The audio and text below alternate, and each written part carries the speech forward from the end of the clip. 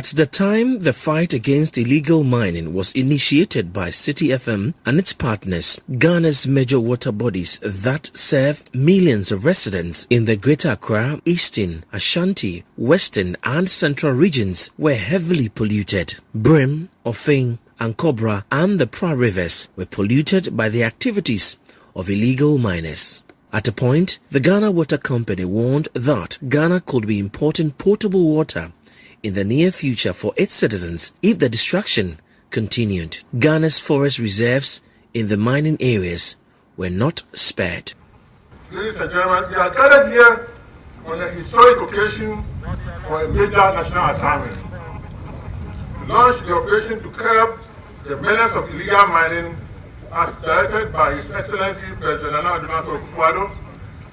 Without any doubt, this operation against illegal mining is of great importance. Its success will help to safeguard our water bodies, flora and fauna, and indeed our biodiversity in general, and guarantee our very survival as a people.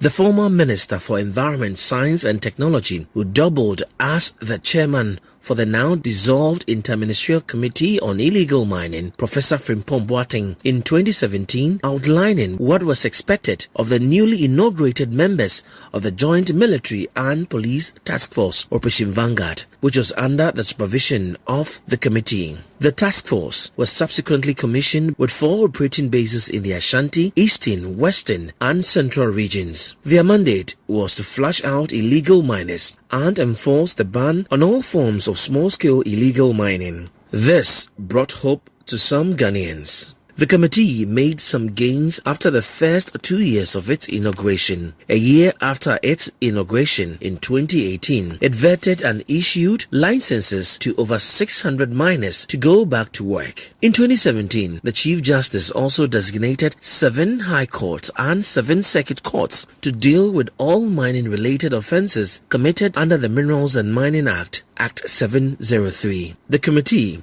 acquired tools like Galamstop, an app that integrated activities of all regulatory bodies in the fight against illegal mining. The Secretariat also procured drones to monitor the activities of illegal miners, especially in the forest reserves.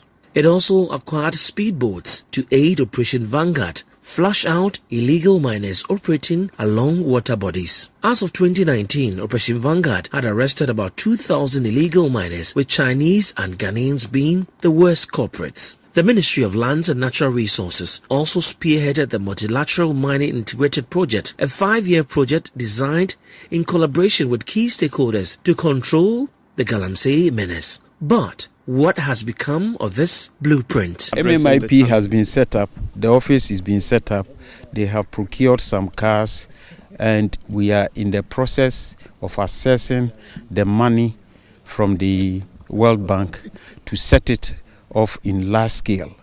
We are waiting. No, the money the money comes in tranches. They will not give you all the $80 million, maybe 20 at a time, 5 at a time, and all that. So we are still talking to World Bank for release for the first tranche for us to zoom off. At the peak of the campaign to end illegal mining, there were reported cases of water bodies returning to their natural state. The government also introduced the Community Mining Project in 2019 to streamline mining for interested indigents in mining areas. On the back of these gains, the chairman of the Interministerial Committee on Illegal Mining scored their performance at 70%. What percentage of the fight would you have say you've won in Galamsey? I think I just said it a while ago. Percentage specifically? I think I would say 70%. 70%? Yes. You have failed by 30% then? If that's your assessment, that is.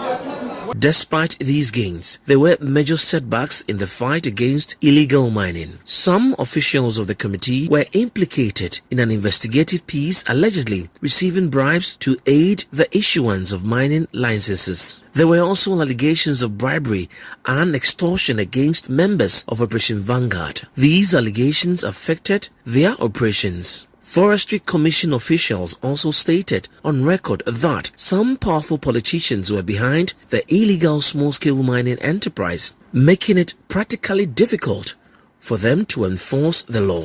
You see, you come and nobody wants to take responsibility. They will always tell you our bosses. I will tell you certain forces are behind. The slow pace of prosecution of arrested illegal miners also worsened matters. Then came the report about the alleged missing excavators. The then chairman of the Committee on Illegal Mining, Professor Frimpong, alleged that some seized excavators had gone missing. Reports of the disappearance of the excavators and the subsequent arrest of an official of the committee and 6 others beg for answers. Every excavator that has been stolen will be found. Why were they stolen? You were sleeping on the job, perhaps? I was not sleeping on the job. You have soldiers to guard excavators, yet they went missing. How did that happen? Pardon me? You have soldiers as part of the Operation Vanguard protecting these equipment. How did they disappear overnight? No, they did not disappear overnight. I mean, you will get a fact pretty soon. After 3 years of the crusade against illegal mining, what is the state of the polluted water bodies?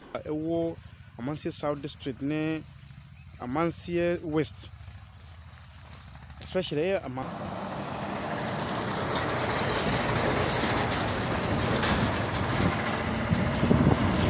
With the announcement of the dissolution of the Interministerial Committee on Illegal Mining, some stakeholders in the mining sector feel vindicated. The Minerals Commission, who is the agency by law, they advise the Ministry of Lands and Natural Resources in terms of mining issues, and they have all the technocrats there. We're relegated to the background, so it's like they don't have a full role to play in the fight against illegal mining. We small-scale miners were not involved.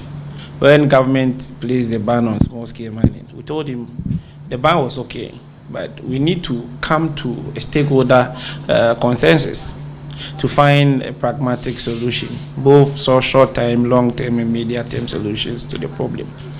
But along the line, we were ignored, and then government started implementing its own solutions to help in curbing galamsey. If you are setting up an organization to look at galamsey, for instance, you do not create it within the ambit of politics. The head of the Interministerial Committee is a politician. All the other members are politicians. The secretary is a staffer, a presidential staffer. So obviously the committee's work was going to be tainted by politics. So basically I think the president has taken a very good step. They are calling for the retooling and resourcing of the Minerals Commission to function effectively. Before then, you know, if you watch the resources in terms of resources that were given to the Interministerial Committee on Legal, I think government not just dissolving it, but we should have a full audit so that we know how much, because it states is the taxpayers' money, how much money did they spend on the illegal mining activities in that countries, in this country, so that at the end of the day, when we do the audit, we'll know whether the resources that were given to the Interministerial was used for and accounted properly. First of all, there was no need for that Interministerial Committee. Let's be guided by history. Article 269 of the 1992 Constitution establishes the Minerals Commission, and that commission has that mandate to regulate the mining sector.